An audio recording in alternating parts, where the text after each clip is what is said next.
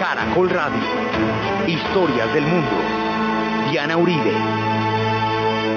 Buenas. Les invitamos a los oyentes de Caracol que quieran ponerse en contacto con los programas, llamar al 245-9706, 245-9706, o escribir al email de auribe@hotmail.com o a la página web www.diana-uribe.com. Hoy vamos a ver los tiempos de la ritualización de la cultura japonesa, de los tiempos Muromachi a la era Edo.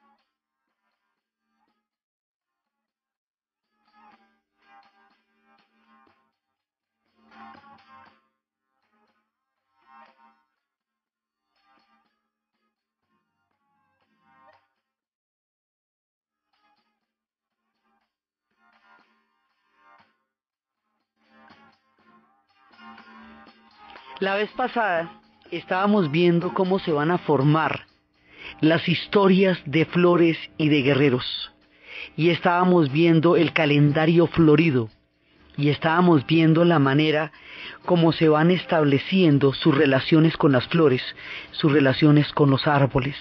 Había historias del señor Mariposa. El señor Mariposa era un gran jardinero que vivía devoto a sus flores y a su madre, con quien tenía una relación muy cercana y muy estrecha, y con la quien vivía en paz y armonía. Un día su madre murió, y al morir su madre, él quedó tan desolado que abandonó para siempre su jardín, se convirtió en un ermitaño, se fue a vivir en la montaña. Y estando en la montaña, habiendo pasado ya años, en una ocasión una mujer anciana, una mujer con una pinta totalmente inofensiva para un hombre ascético, le pidió entrar y hacerle compañía para que orara por ella. Él, no sintiéndose amenazado con esta presencia que venía a irrumpir en su carácter de ermitaño, la dejó entrar. Luego vino otra mujer, bastante más vistosa, vestida de violeta, pero él ya había perdido esa inicial prevención, así que la dejó entrar. Luego vino otra de color naranja, otra de color lila, otra de color verde, verde intenso, otra de un amarillo muy fuerte, otra de un color ocre, otra de un color crema. Y fue llenándose el recinto de estas damas vestidas de toda clase de colores vistosos, y todas le pedían lo mismo, que orara por ellas, y él oraba por ellas.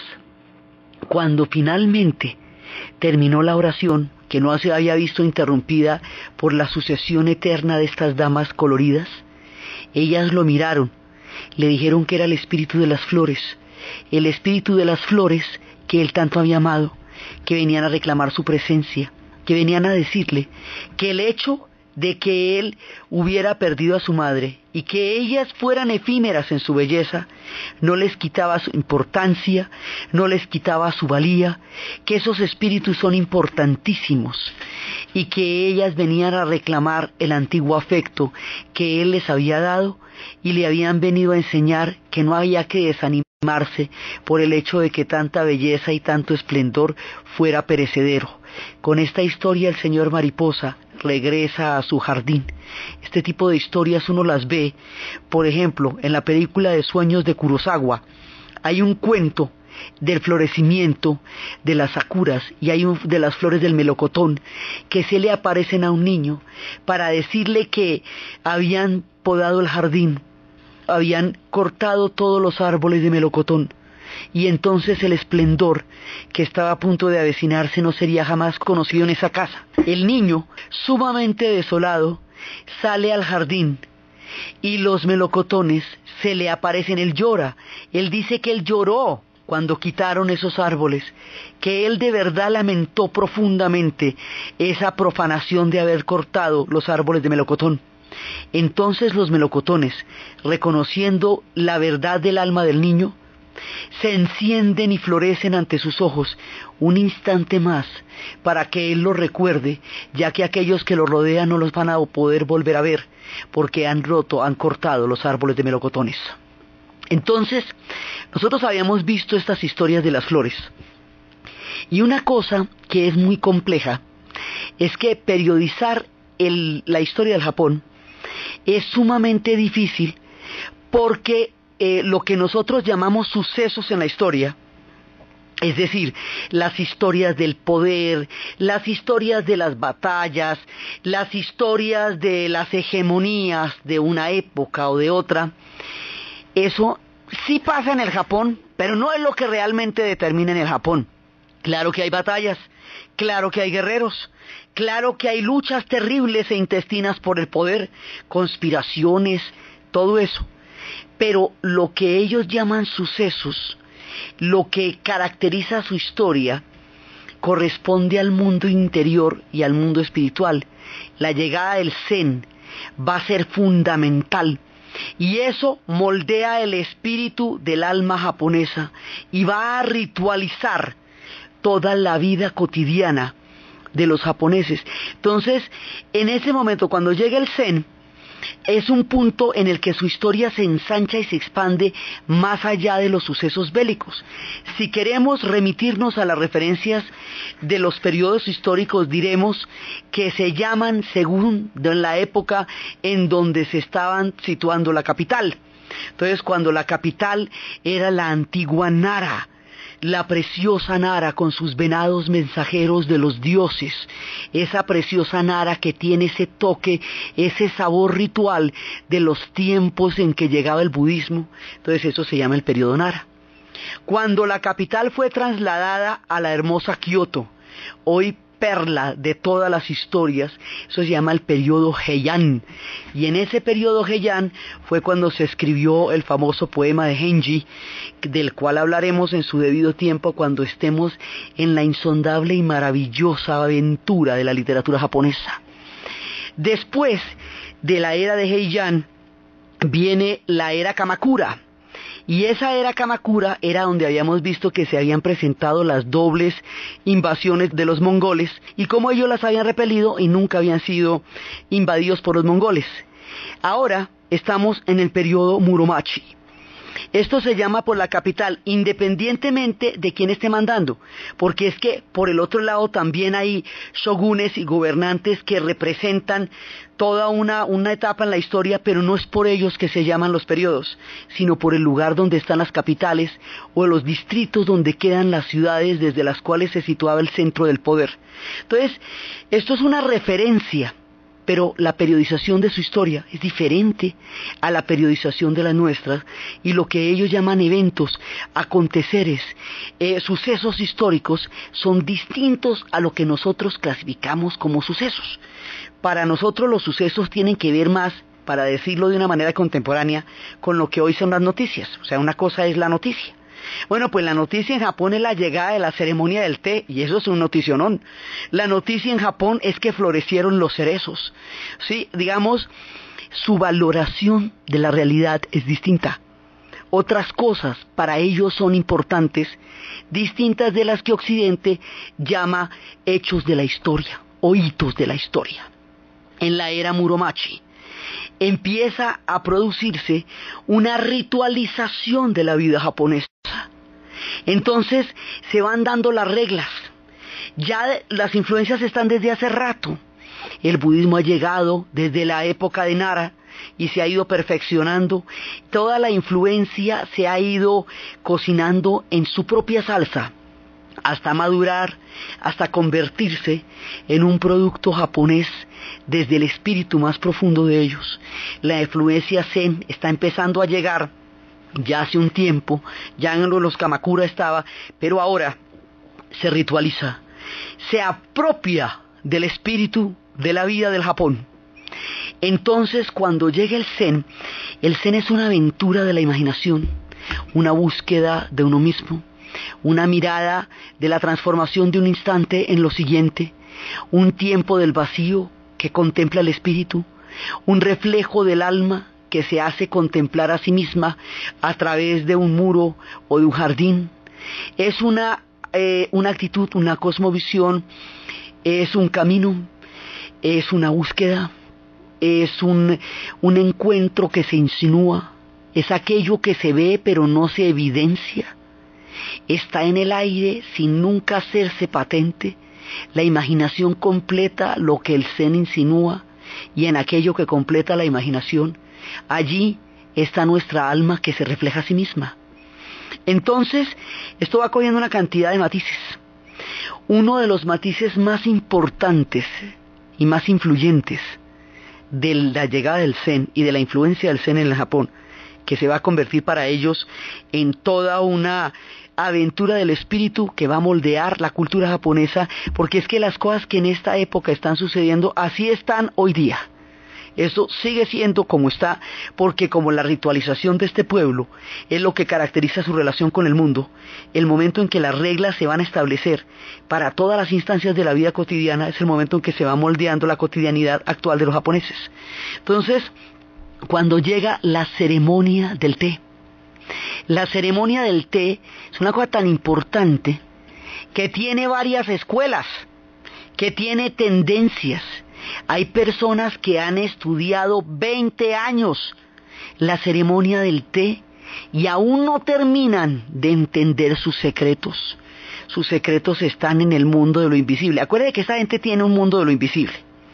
Y si le agregamos que el Zen se mueve bajo los hilos de la imaginación y de lo insinuado, de lo que nunca se termina de develar, porque en ese trazo inconcluso, en aquello que no se devela, es donde está precisamente mi aporte a lo que estoy viendo, que es como me imagino yo que ese trazo terminaría, o como me imagino yo que ese misterio se develaría. Entonces se junta lo no evidente con lo invisible, y lo no evidente con lo invisible es lo que va a dar de la ceremonia del té un arte integrador. Una casa de té es una casa de madera pequeña. Se entra por una puerta por donde hay que entrar agachado, ahí hay humildad. Toda la gente que está dentro de la casa de té está en igualdad de condiciones. En sociedades profundamente jerarquizadas, esto era un punto de igualdad. En la ceremonia del té no se escuchan los ruidos del mundo lejano. Nada de lo que atormenta el acontecer de los tiempos perturba la ceremonia del té. En la ceremonia del té hay una flor. Esa flor nos está hablando de las estaciones. Es una camelia, o es una sakura, un cerezo, o es un durazno, o es un ciruelo, que está ahí. Hay un trazo. Los trazos en el Zen son inconclusos, nos llevan a una representación del alma. Digamos, el Zen insinúa, el trazo del Zen insinúa, nunca revela, solo insinúa. Dicen que muchas cosas del arte moderno se tomaron del Zen, porque es una manera de mostrar una verdad que no se evidencia en su forma, sino que se muestra en su contenido a través de la insinuación de un trazo. Habían historias, por ejemplo, de la escultura que Rodin le hizo a Balzac, en donde a propósito hay una cantidad de rasgos de su cara que omite y que quedan como unas distorsiones y que en últimas hacen más penetrante y fuerte su expresión.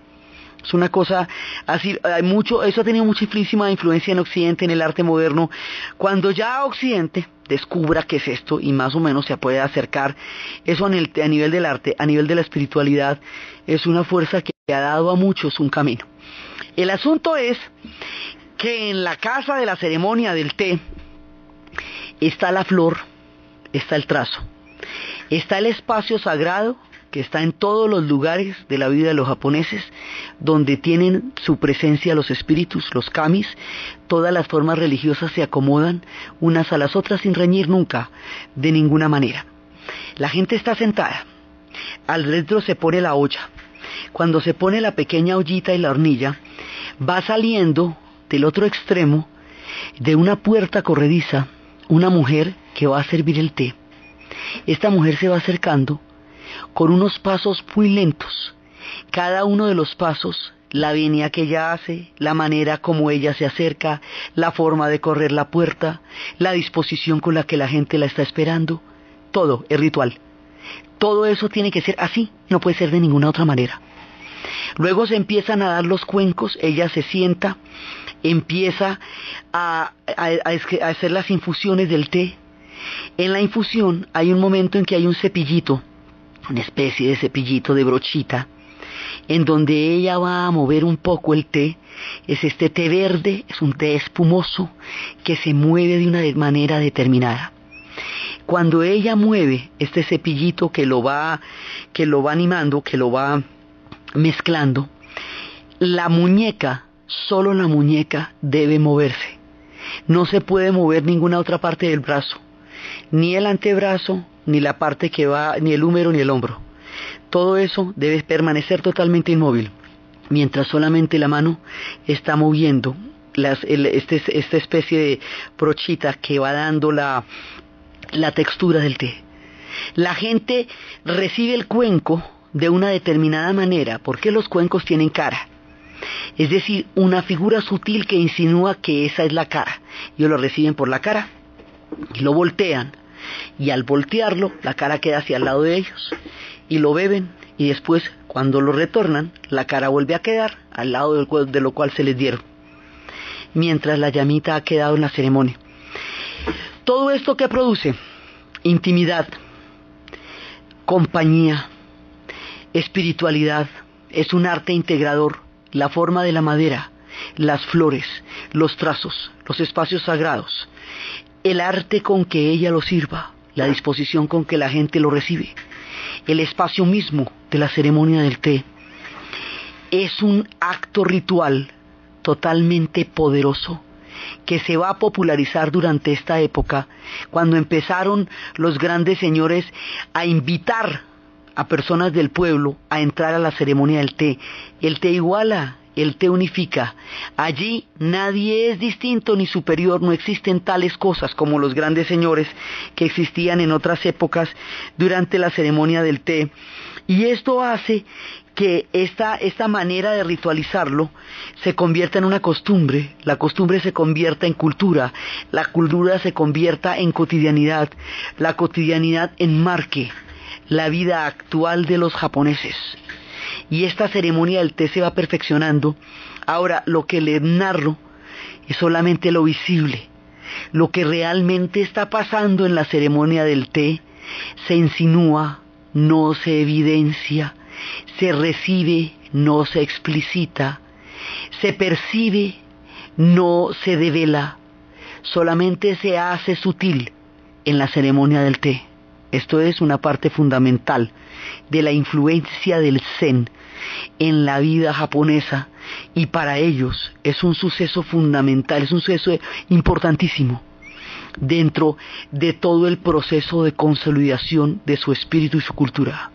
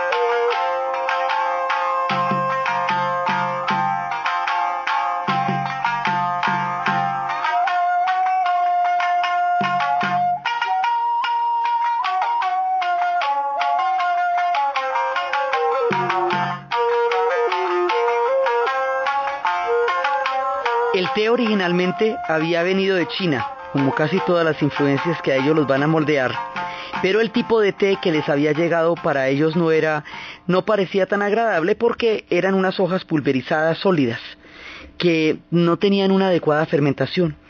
Después, en el siglo XII, el monje Esai trajo otro tipo de té hechos de hojas secas. La gente lo bebió y le pareció muy rico, le supo muy bueno.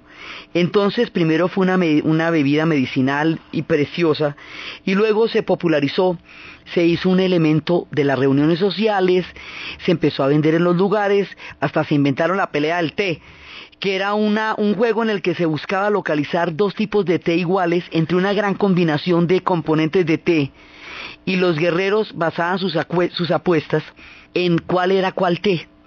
Y entonces aparece Murata Sukyo, quien formalizó el acto de beber el té, y él es de los que dicen que le dio origen a la ceremonia del té.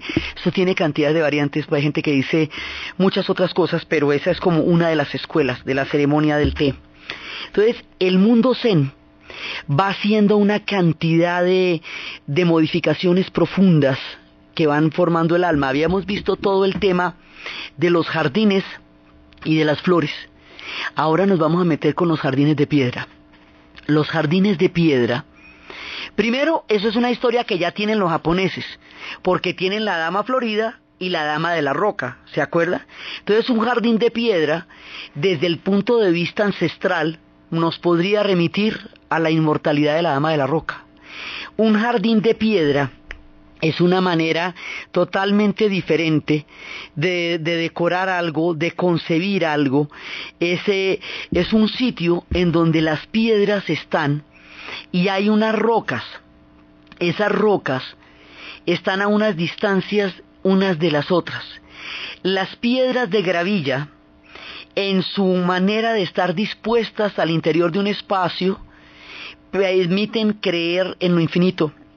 Dan la sensación de un mar, de un lago tranquilo, de un espíritu abierto, insinúan apenas, a veces parecen nieve, según como usted las mire, a veces parecen nieve, a veces parecen agua, a veces parecen lagos y siguen siendo piedras, pero las piedras se van transformando porque la luz y la mirada las van transformando. Entonces, en el jardín hay otras piedras, no como la gravilla, sino unas rocas. Esas rocas están separadas unas de las otras, y esas separaciones insinúan espacios invisibles que pueden permanecer dentro de ellas y llevarlas a relaciones que usted se imagina cuando las ven. Debajo de ellas están cercadas por una pared que normalmente tiene unos colores terrosos. Son los templos Zen, son los templos, el más bello de todos es el de Ryoanji, en la preciosa Kioto, en esa época, en tiempos anteriores, Heian. Ahí, en ese jardín de piedra, está la presencia del vacío. Alguna vez habíamos hablado de cómo el Zen utiliza el vacío como una manera de generar lo profundo, lo pleno. La verdadera plenitud no se explicita nunca. Está en el vacío y en la imaginación.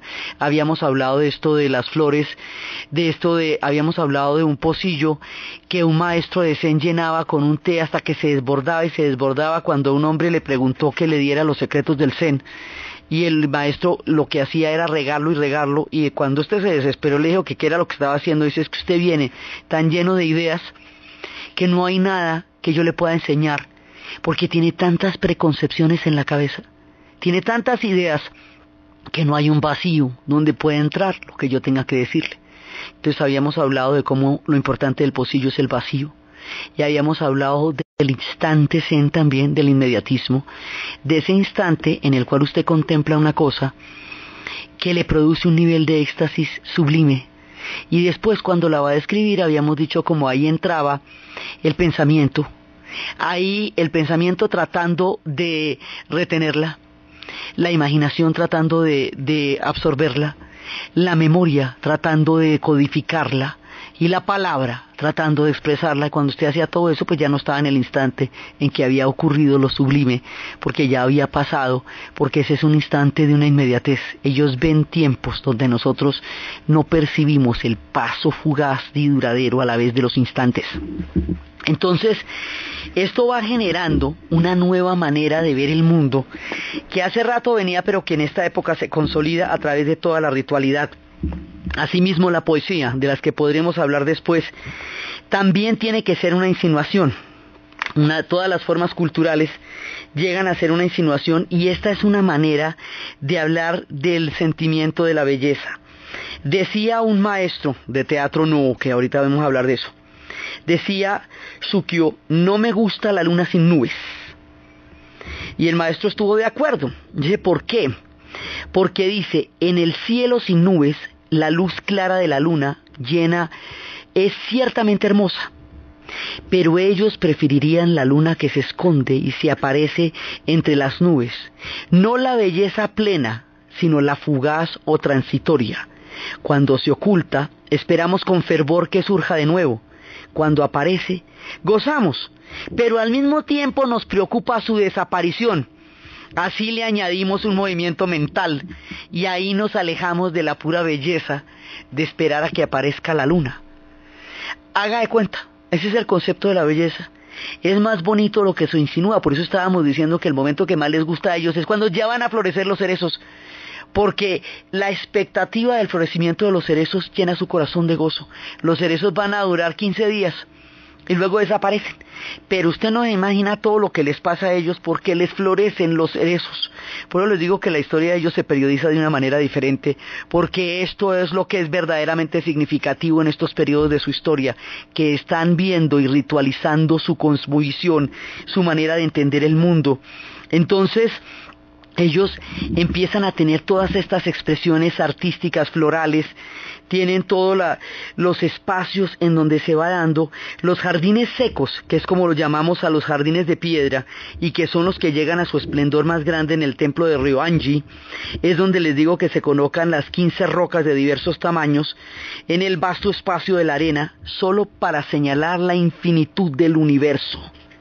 Eso se llama porque tenemos los jardines floridos, en donde las flores tienen que dar la sensación de naturaleza viva, tienen que aparecer en un determinado, parecer bosques, parecer árboles, parecer que la naturaleza se nos está acercando, más que la decoración misma. Cada una de estas cosas tiene un nombre, ¿no? Los jardines se van a llamar Anikebana, los jardines de piedra van a ser los jardines secos, aquellos que vienen del templo del musgo, de los trazos que se construyen en las rocas, que se cubren con musgos, simbolizando también el universo.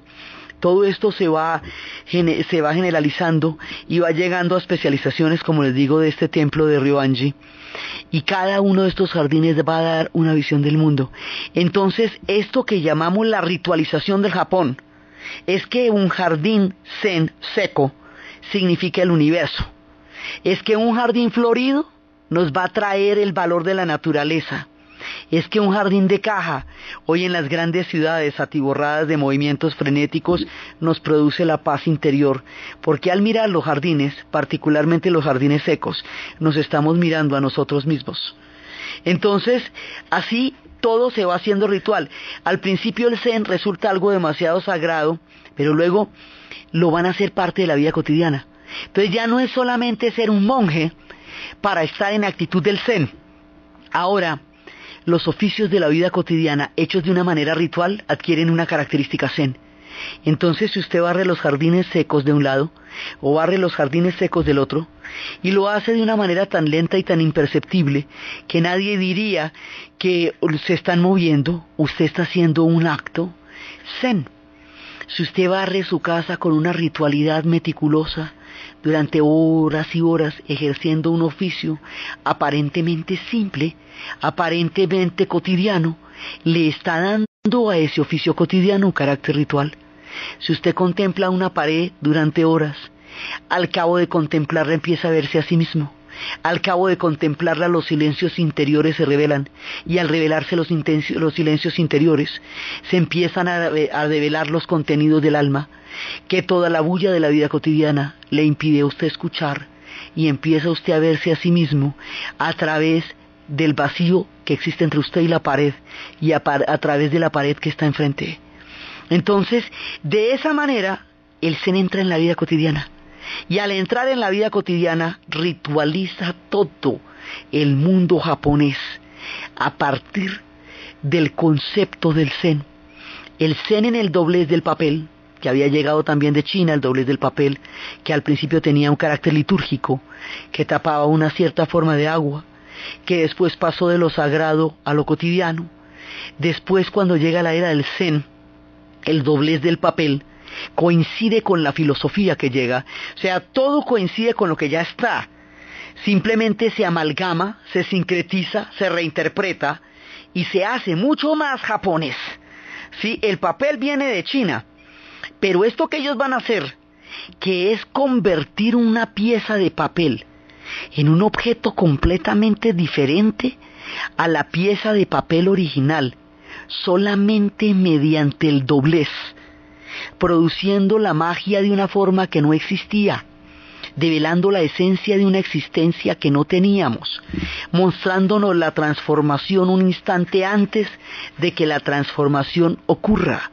El pedazo de papel, como tal, está en nuestras manos, pero si lo convertimos en una grulla, si lo convertimos en una mariposa, si lo convertimos en un globo, en cualquiera de esas formas, ni el globo, ni la grulla, ni la mariposa existían en el papel, sino en la potencialidad de la transformación del papel, y es la acción de las manos y la capacidad de ver lo que no es evidente, que es la posibilidad que tiene el papel de transformarse en algo totalmente distinto, lo que hace que este viejo, antiguo y espiritual arte del origami, o sea, la papiroflexia o el doblez del papel, coincida, a pesar de su remota antigüedad, con la filosofía del Zen. Y así ellos se van haciendo los maestros del origami. A esto me refiero cuando digo que las culturas de ellos se van acomodando y se van cocinando en su propio jugo hasta llegar a tener niveles exquisitos de maduración y perfección, creando almas preciosas. Otra de las características de esta época es el teatro no. El teatro no es una forma de expresión que tiene mucho acervo popular originalmente, después fue llegando a las élites. El teatro no es una comunicación con los espíritus del mundo de lo invisible, de ese mundo de lo invisible que tanto hemos hablado en toda nuestra historia del Japón. Normalmente este se representa a través de máscaras.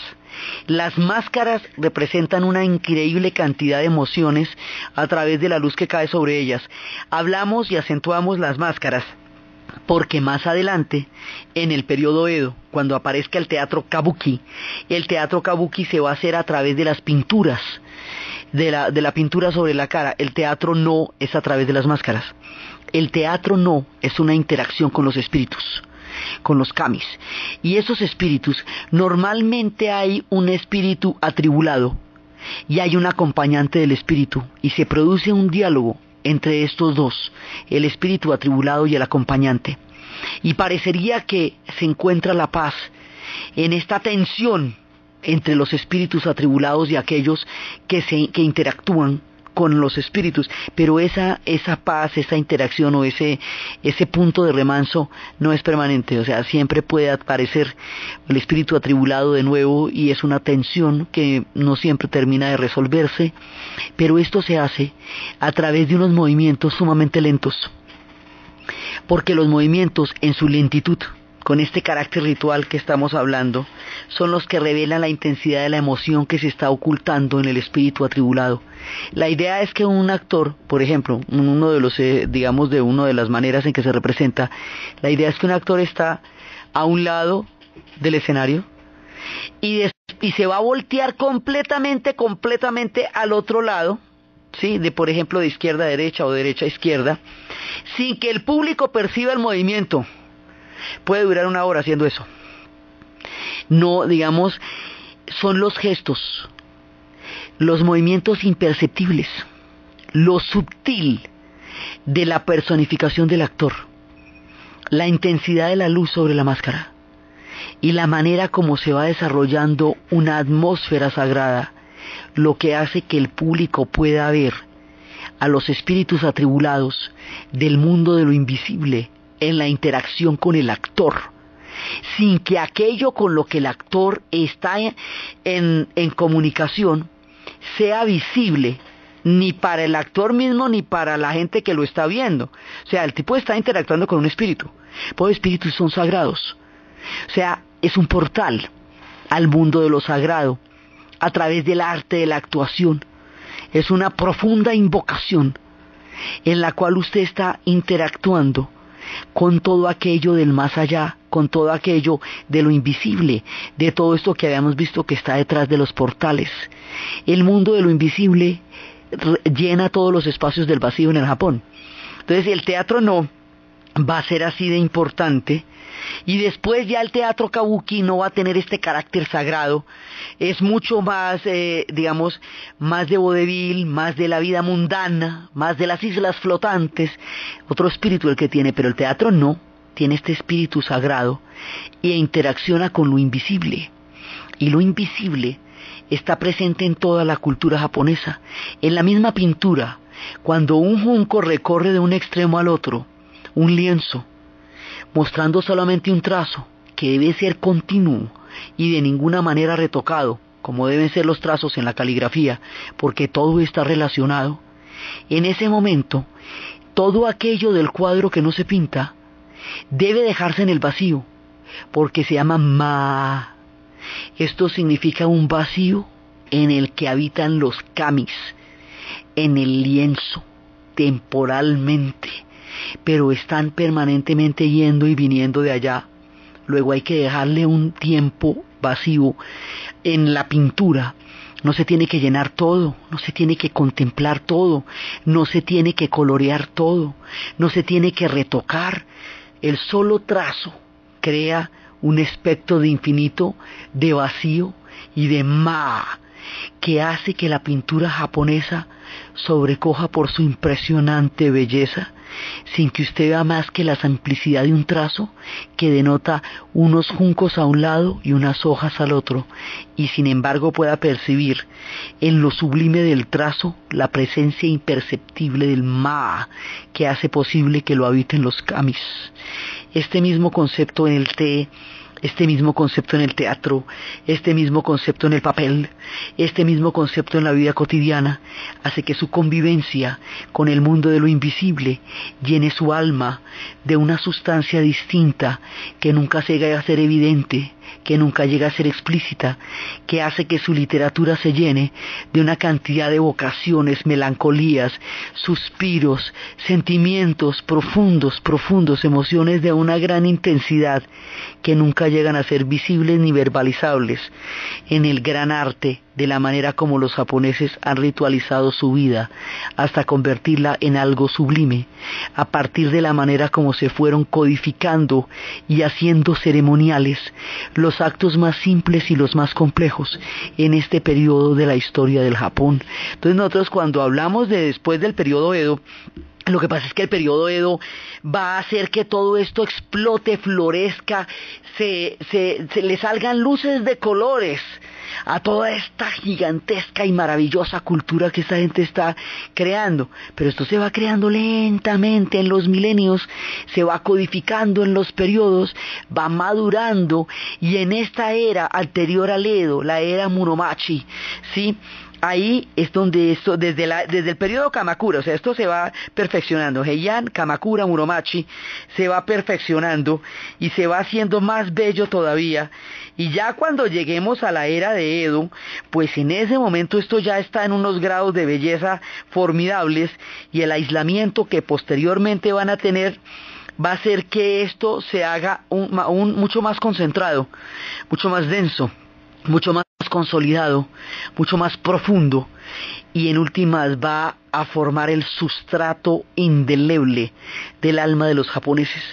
El Zen la moldea, pero la era Edo va a hacer que la parte, esa identidad única que tienen ellos sobre el resto del planeta Tierra, se va a hacer profunda como surcos en la psiquis del pueblo japonés durante la era de Edo que viene más adelante. Entonces todos estos son los aconteceres que están moldeando la estructura de la espiritualidad y la vida cotidiana de estos pueblos. Por eso les digo que la historia ellos la periodizan de una manera diferente.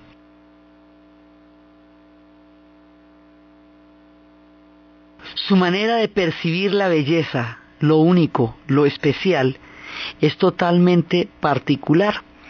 Cuenta la leyenda una famosa anécdota de un maestro de té que tenía una casa alrededor de la cual florecían unos magníficos don Diegos, unas flores bellísimas. La fama creció tanto que al shogun, pues seguiremos viendo las historias de los shogunes, le dio por ir a mirar las flores porque esto ya era que no se comentaba más. El día de la visita no encontró ninguna flor alrededor. Entonces el shogun entró en la casa tratando de averiguar por qué no veía ninguna de las flores que tanto le habían dicho y tanto le habían elogiado. Y encontró una sola flor, la más hermosa de todas, en el florero. El maestro había cortado íntegras todas las flores para poder destacar esa única flor que estaba en el florero, y así se muestra como, para hacer evidente la belleza, se formaliza la existencia de esa única flor a través del hecho de haberlas cortado todas, lo que lo hace particularmente espléndida, particularmente magnífica, y de esta forma se va a ritualizar el hecho de que el shogun llegara a ver las flores que este hombre tenía.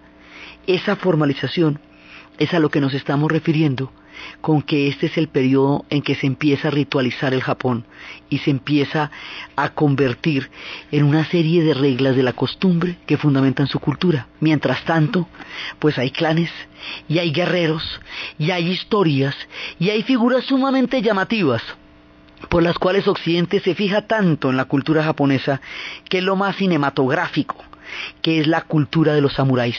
Ellos son personas que tienen que desarrollar el profundo sentido del desprendimiento y tienen que tener costumbres frugales por eso mismo, y en el combate deben ser solidarios, y el honor tiene que llevarse hasta el heroísmo, el valor de ellos tiene que llevarse hasta los últimos sacrificios.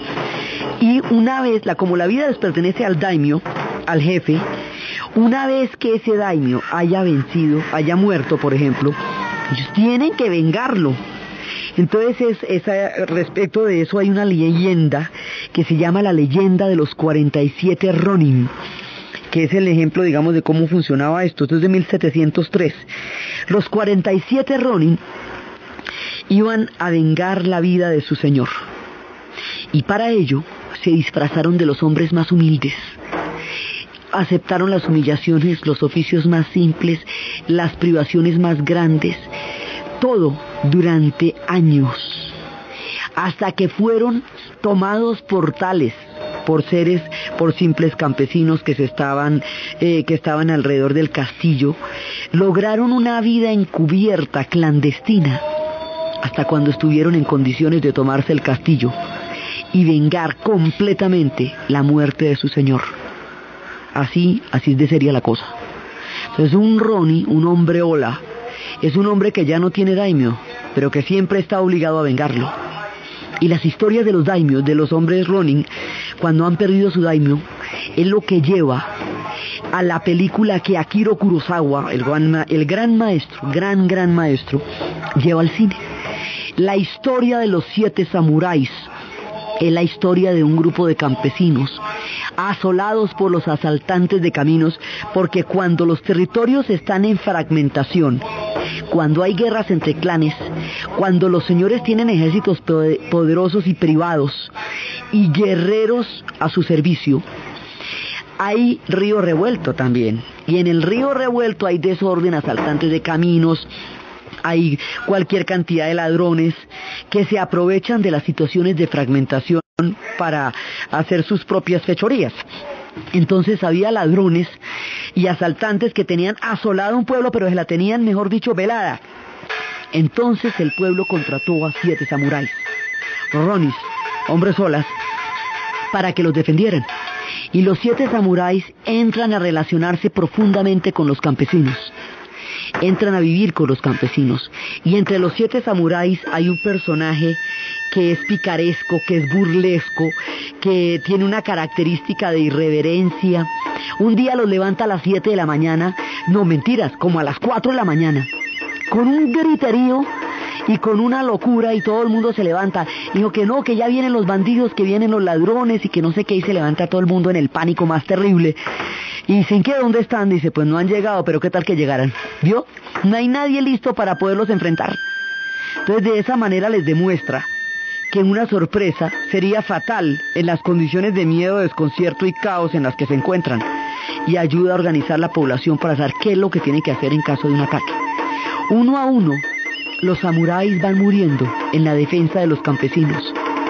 Finalmente mueren todos y permanecen los campesinos, porque los campesinos siempre permanecen, porque están ligados a la tierra, porque la tierra siempre permanece. Y pasan las historias, los tiempos, las guerras, los combates, pero los campesinos siempre permanecen, porque ellos son los hijos de la tierra. La tierra emana para ellos, y ellos son la permanencia y la estabilidad de las sociedades. Estas son las historias de los 7 samuráis que Hollywood llevaría al cine en el escenario del oeste, llamándolo 7 hombres y un destino, con Jules Reiner y demás. Entonces Akira Kurosawa lo había llevado en blanco y negro en una historia que es una íntima relación entre el honor de los hombres Ronin y el honor y la permanencia de los campesinos y la manera como están ligados a la tierra. Así se va creando todo este Japón que está metido entre los clanes de guerreros. Entonces los clanes de las familias se van aumentando toda su influencia, van creando rivalidades, todas las rivalidades que habíamos visto que han pasado también en los periodos anteriores, cuando la época de la Estaira. Y cada vez estos guerreros, en la medida en que los clanes sigan peleándose unos con otros, pues los guerreros se van a volver cada vez más importantes, cada vez más grandes, y la importancia del Bushido va a crecer. Entonces van a terminar después de ya cuando terminan las invasiones de Kyushu y de las demás, y ya cuando van creando todas las tierras, en ese momento es cuando ellos, digamos, se estabilizan y van a tener todo el control del Japón. Ahora, el shogunato como tal, como institución, se va a crear en esta época, aunque existan shogunes desde mucho antes, aunque los shogunes existan desde 1120, cuando en un momento dado sometieron a todos los Aina, y el shogun se llamaba el jefe de los forasteros. Es decir, el que había dominado a los Aina, que eran los que llamaban ellos forasteros. En eso que habíamos visto que los pueblos que dominan a otros los llaman forasteros después de dominados, siendo los otros los que estaban ahí primero. Entonces los Aina estaban ahí desde antes de que llegara nadie a la isla, pero al ser derrotados quedan como forasteros. Entonces el jefe de los forasteros es el shogun. Si bien eso existe desde épocas muy tempranas, es ahora, hacia los siglos XII y XIII, que se vuelve una institución y se vuelve el shogunato. Cuando en 1192 Yoritomo Minamoto se convierta en el primer shogun, es decir, gran general, en la suprema autoridad militar del Japón, que gobernaría en principio desde Kamakura, en nombre del emperador. El emperador siempre va a existir. Eso es una figura que recorre de un lado al otro de la historia. Lo que varía es la importancia que él tenga dentro de la estructura de poder real en el Japón, pero siempre va a existir. Entonces hay épocas en que los shogunes realmente van a tener un poder muy grande, y esto arranca desde aquí, desde la era Kamakura. Ya después, en el tiempo Muromachi, va a haber unos shogunes súper fuertes que van a tener una influencia increíble y que van a ser convertidos en héroes y en referencias de los tiempos más grandes. Y el último de ellos, pues el más, digamos, el más emblemático de ellos va a ser Ieyasu, el que va a tomar la decisión más adelante de cerrar el Japón. Entonces, estos shogunes de aquí en adelante van a tomar un protagonismo inusitado, lo van a hacer cada vez más y más y más grande. Y hay uno que es el que va a proponer la expansión sobre Corea, hay otro que es el que va a enfrentar el tiempo de los cristianos. Digamos, cada uno de ellos parte su historia, aunque estemos hablando de los periodos de las capitales, cada uno de ellos parte su historia con sus actos y con la huella que va a dejar en la historia del pueblo. Mientras todo esto está pasando, mientras estamos en estos periodos, aquí van a llegar poco a poco, después de que uno ve que se consolida la cultura, que el shogunato unifica, después de Yoritomo, el primer gran shogun, viene el clan de los Ashikaga, que dominan el Japón, que esto es desde 1338 hasta 1573. En 1543, en tiempos del clan de Ashikaga, cuando se está dando toda la dominación del Japón, llegan del otro lado del mar, del lejano occidente, como diría el mono de las escrituras chinas, del otro lado del tiempo, llegan los portugueses. Y es la primera vez que Occidente nos aparece en esta historia. Y después de ellos van a llegar los holandeses. Y el contacto con los europeos y con la llegada de San Francisco Javier y de la Compañía de Jesús, de los jesuitas, nos va a traer una increíble cantidad de historias inesperadas y misteriosas, que son las que vamos a contar en el siguiente programa. Entonces, desde los espacios del desarrollo del Zen en el alma de los japoneses, de la ritualización de la vida cotidiana, de la ceremonia del té, del sutil movimiento del teatro no, de los jardines de piedra, donde se ve lo infinito del universo y lo interior y lo profundo del alma, de la ritualización de cada uno de los aspectos de la vida cotidiana, de los jardines floridos y los jardines secos, del universo que se acerca, en lo que se insinúa, en lo que no se explicita, en lo que se devela, en aquel trazo que no se concluye, en aquel lienzo que no se termina, desde estos lugares recónditos del alma, donde habita el espíritu del pueblo japonés. En la narración de Ana Uribe, en la producción Jessy Rodríguez, y para ustedes, feliz fin de semana. El señor Mariposa era un gran jardinero que vivía devoto a sus flores y a su madre, con quien tenía una relación muy cercana y muy estrecha, y con la quien vivía en paz y armonía. Un día su madre murió, y al morir su madre, él quedó tan desolado que abandonó para siempre su jardín, se convirtió en un ermitaño, se fue a vivir en la montaña. Y estando en la montaña, habiendo pasado ya años, en una ocasión una mujer anciana, una mujer con una pinta totalmente inofensiva para un hombre ascético, le pidió entrar y hacerle compañía para que orara por ella. Él, no sintiéndose amenazado con esta presencia que venía a irrumpir en su carácter de ermitaño, la dejó entrar. Luego vino otra mujer, bastante más vistosa, vestida de violeta, pero él ya había perdido esa inicial prevención, así que la dejó entrar. Luego vino otra de color naranja, otra de color lila, otra de color verde, verde intenso, otra de un amarillo muy fuerte, otra de un color ocre, otra de un color crema. Y fue llenándose el recinto de estas damas vestidas de toda clase de colores vistosos, y todas le pedían lo mismo, que orara por ellas, y él oraba por ellas. Cuando finalmente terminó la oración, que no se había visto interrumpida por la sucesión eterna de estas damas coloridas, ellas lo miraron, le dijeron que era el espíritu de las flores que él tanto había amado, que venían a reclamar su presencia, que venían a decirle que el hecho de que él hubiera perdido a su madre y que ellas fueran efímeras en su belleza no les quitaba su importancia. Historias de las hegemonías de una época o de otra, eso sí pasa en el Japón, pero no es lo que realmente determina en el Japón. Claro que hay batallas, claro que hay guerreros, claro que hay luchas terribles e intestinas por el poder, conspiraciones, todo eso. Pero lo que ellos llaman sucesos, lo que caracteriza su historia, corresponde al mundo interior y al mundo espiritual.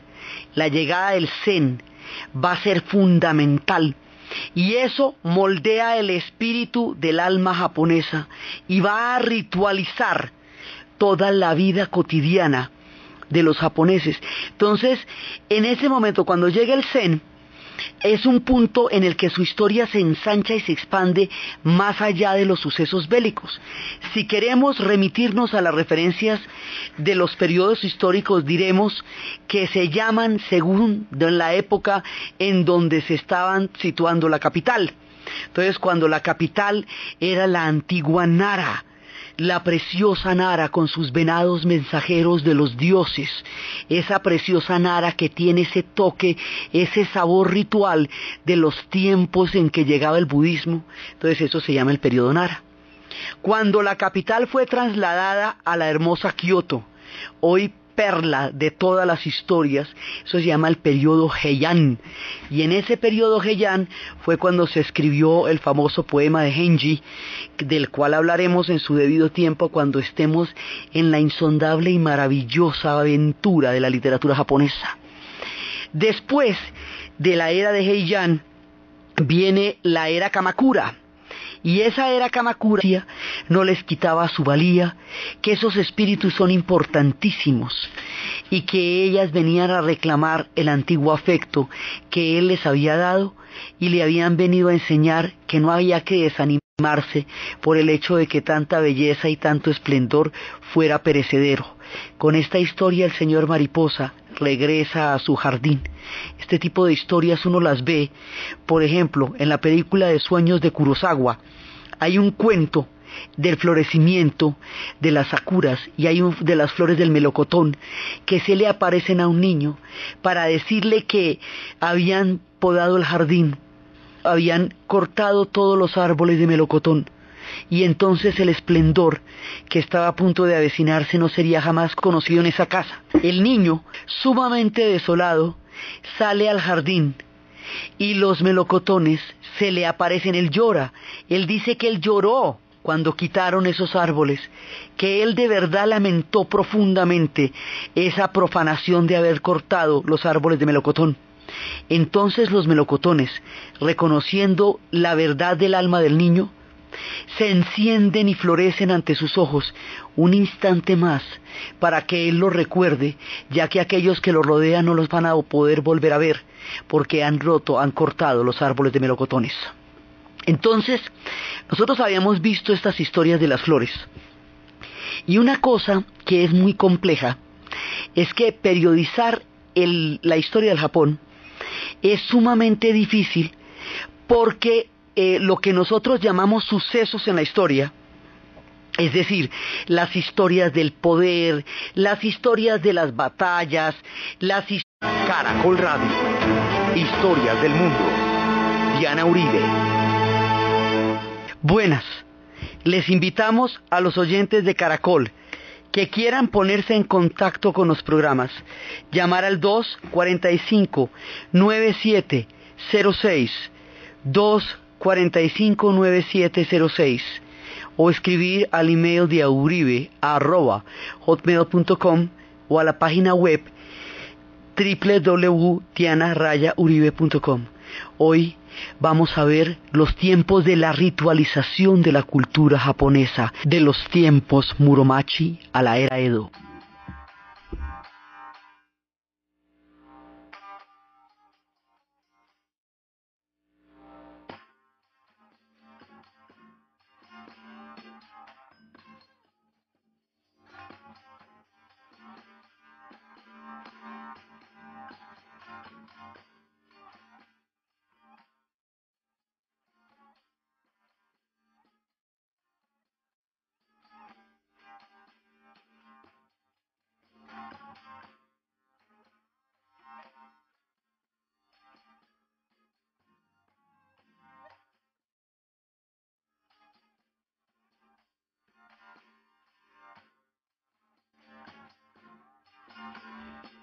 La vez pasada estábamos viendo cómo se van a formar las historias de flores y de guerreros, y estábamos viendo el calendario florido, y estábamos viendo la manera como se van estableciendo sus relaciones con las flores, sus relaciones con los árboles.